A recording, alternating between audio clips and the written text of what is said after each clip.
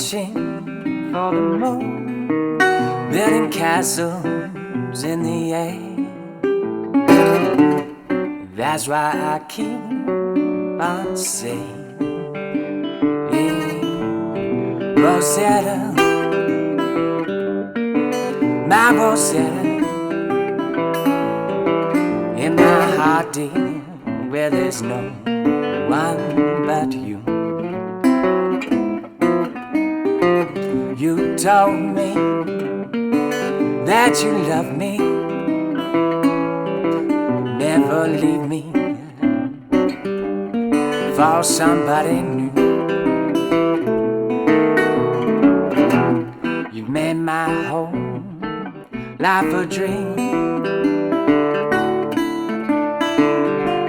I pray you make it come true. Rosetta, my Rosetta, in my heart, dear, where there's no one but you.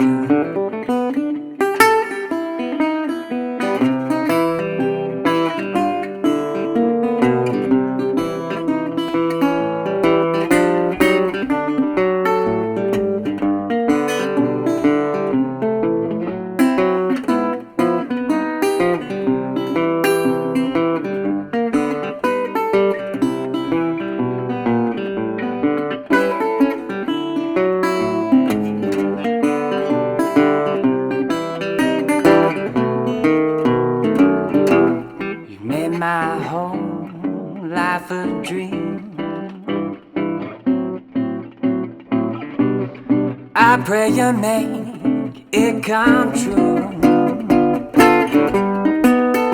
Rosetta, my Rosetta, please say I'm just the one day for you. Please say that I'm just the one day for you.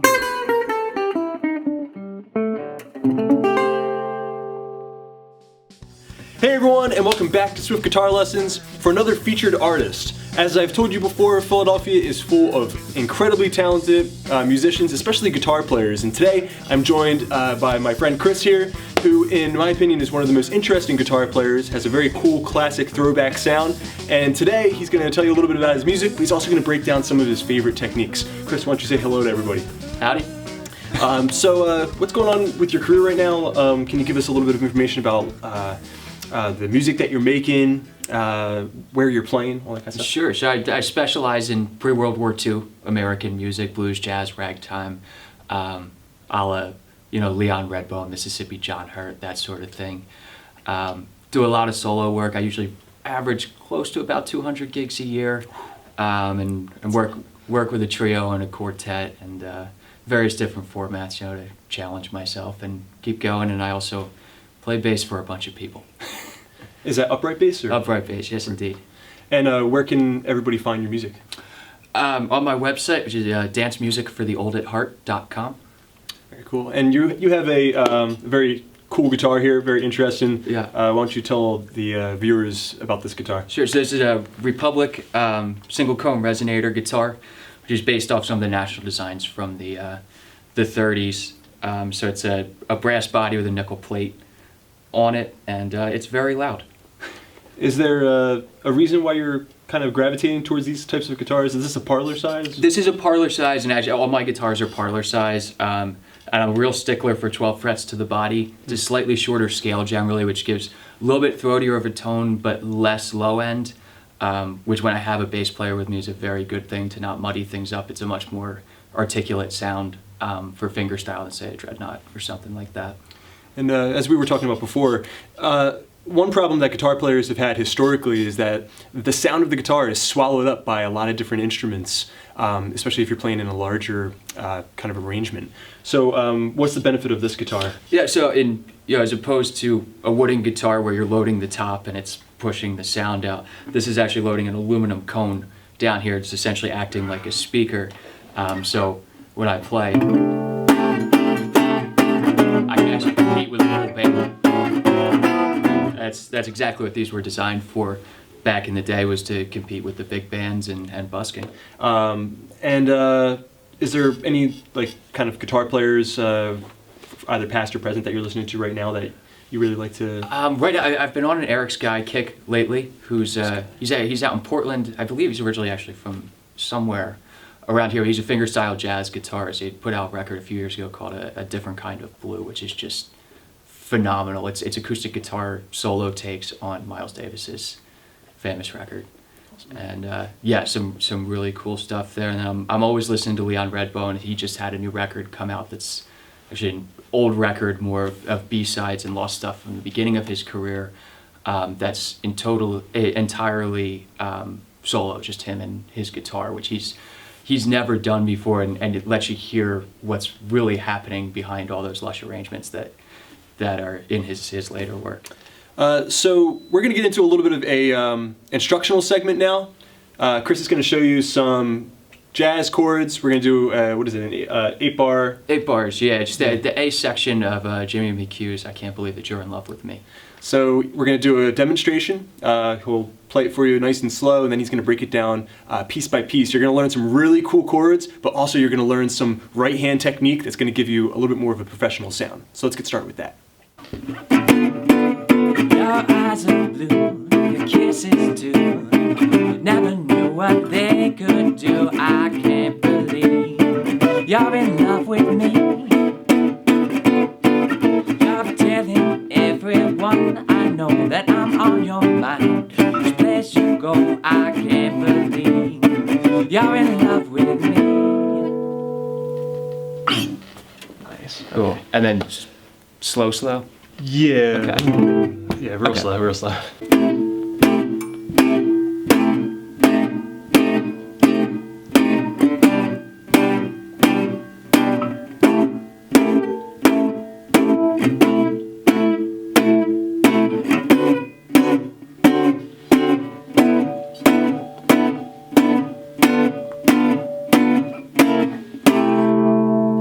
right, so we're starting on a C6 chord.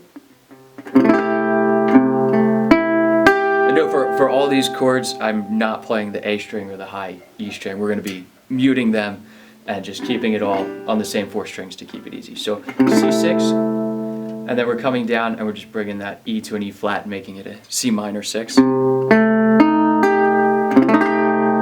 then we're coming down to a G major, but in the bass we're going to put a B, so we're in first inversion here. And then we're going up to an A7, also on first inversion, so over top of a C sharp.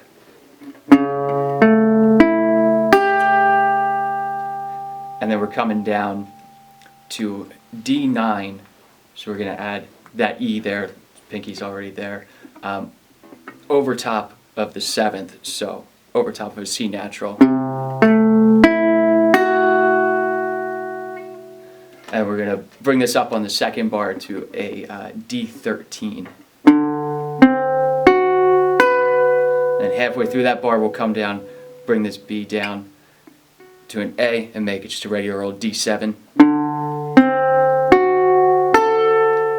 To get us back to our 1 chord in the key of G, so a G6-9. And we're throwing over top of the 5th.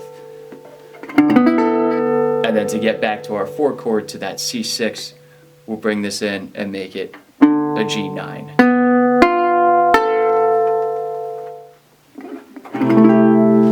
Okay, now I think we're going to get into a little bit of rhythm, right? You got some... Sure. So it's a fairly simple rhythm. We're playing quarter notes throughout. But there's left-hand considerations here as well as just picking hand stuff. You notice that I'm keeping the notes very short. And when we're comping in a jazz context, you have to remember there's generally a drummer and a bass player with us, and the drums are hitting the ride cymbal, and it's, in the end, it's just a quarter, even if you're insinuating other rhythms over top, hitting that quarter, bass player's walking your quarter, or sometimes in traditional jazz you'll be in 2. So all we're doing as the guitar player is making this one cohesive unit. We're bringing the harmony into the rhythm, and we're just there to back what everyone else is doing. So we need to be doing these sharp quarters the whole time, because the rhythm matters even more than actually the chords that we're playing to drive the band. So all we're doing with the right hand, for the majority of it, I add in a couple little things, but we're really just doing quarter notes.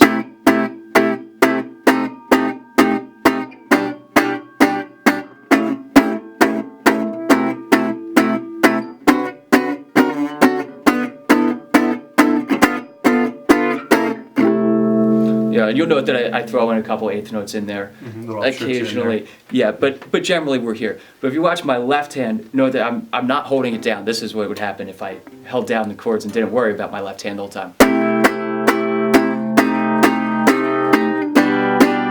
You can't swing over that. Yes, that's a little rough. It's impossible. So you'll note that when I'm doing these voicings that we talked about before, the A and E string, I'm muting with my fingers on my left hand the entire time. We're still strumming them, but we're not getting anything out of them. So we're doing just essentially staccato, so nice and removed and separated from the rest of it. So if you watch my left hand, I'm bringing the pressure up in between each chord.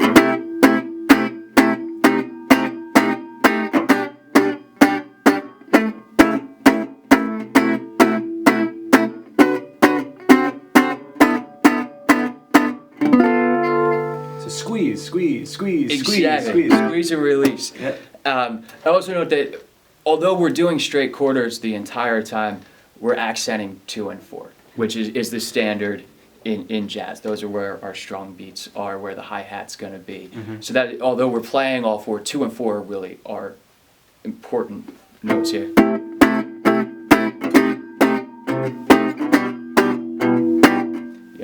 Just like that all the way through. 1, 2, 3, 4. Exactly. 1, 2, 3, and 4. Yeah, and always when you're practicing playing with these things, if you're not playing with a recording, to put a metronome even on 2 and 4, because that's what we want to hear is our strong beats, not 1 and 3. And could you do this with like a root and treble separation, like a bass strum? Oh, sure thing, which would be more akin to like a gypsy jazz comp sort of thing.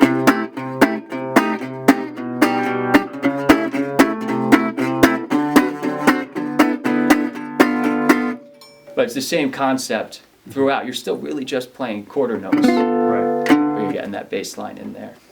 Now, in Rosetta, really cool tune. You had a couple of cool little licks that you were throwing in. Yeah. Let me switch my picks here to my thumb pick.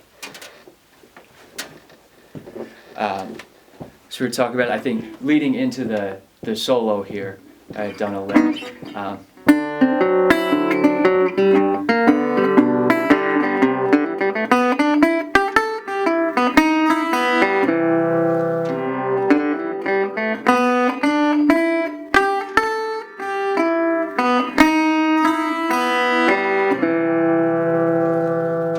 That is such a cool little phrase there. And it looks like you're kind of like outlining a G major scale, or it's C. scale? Okay. C, yeah, we're coming up the C scale, and then the turnaround on Rosetta is C, then A minor 6, and A flat, diminished 13.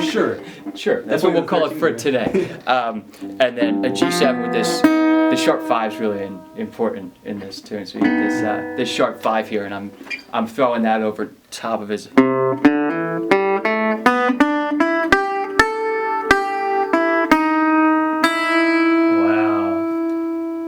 So that's the sharp 5 right there on that the D string. The D sharp here. Yeah.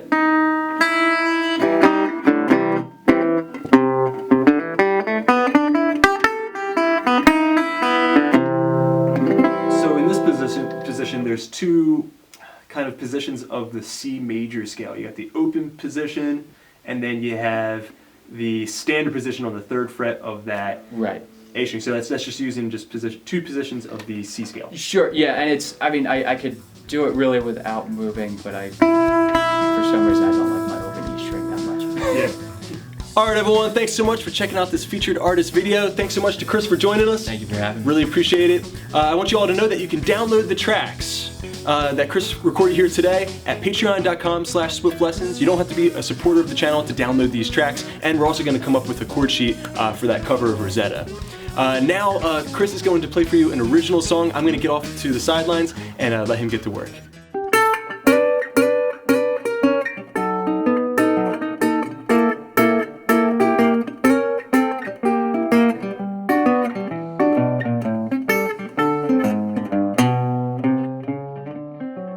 Well, bird, why don't you fly afloat away into the darkness of the night with that moon? Out shines the sun. Spread your wings and soar above that old willow tree. And when you look down, don't you pay no mind about me. Say, bluebird, why don't you fly or float away into the darkness of the night where that moon outshines the sun? Don't you come home too soon, for those clouds pass over the moon or the sun rise over the hill. Well, bluebird, why don't you fly or float away into the darkness of the night where that moon outshines the sun?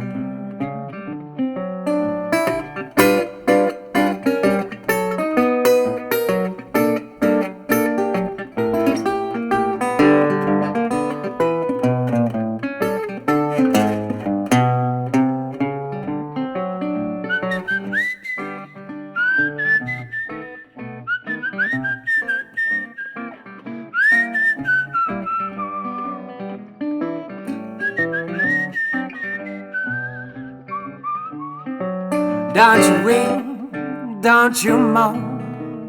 You say we'll be together when that sun is gone, and you'll kiss by the light of the moon. Well, it's burning so bright now, bluebird, why don't you fly or float way into the darkness of the night where that moon outshines the sun? Yes, it does. Where that moon, now it outshines the sun.